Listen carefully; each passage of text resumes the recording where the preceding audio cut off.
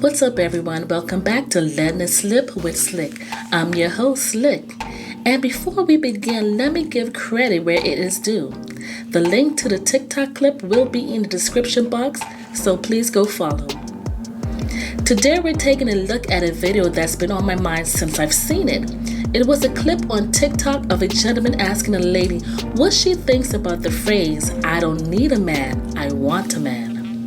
Now, is there really a distinction? And if so, what does it mean for modern relationships? Let's get into it.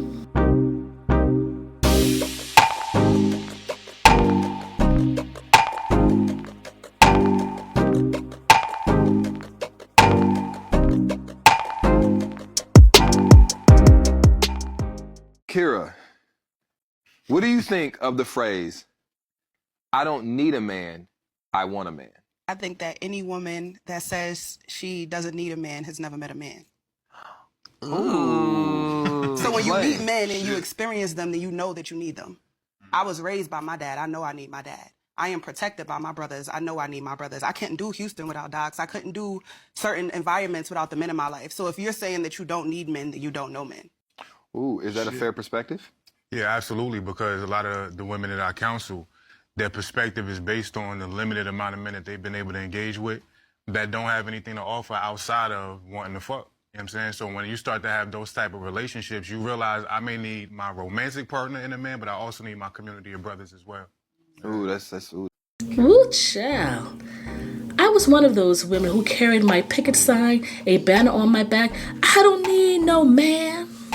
Yeah, but I wanted one. I was raised independent to never depend on anyone for anything.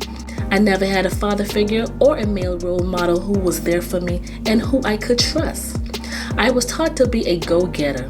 Whatever I got is mine and no one could take it from me. That was my thinking back then. When I was thrusted into the real world at 18 in a new environment around new people. Dating men who saw my mindset looked at me like, oh, okay, I don't need to do anything or give anything because she can do it herself and she got everything under control.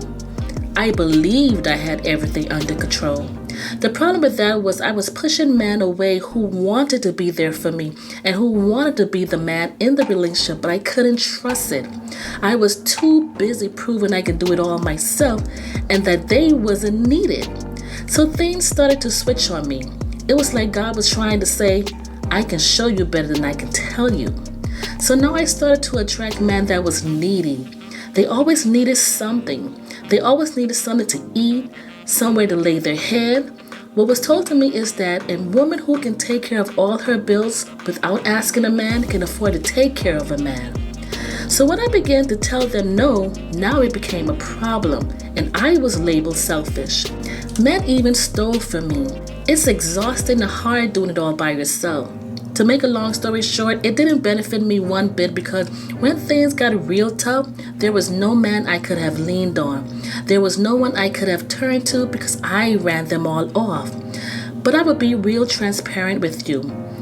It is still hard work allowing someone to take up that kind of position in my life. It is work I have to do with myself to allow a man to be a man that I need in my life. So it went from not needing a man and just wanting them to needing a man but not wanting them. But wait, hear me out.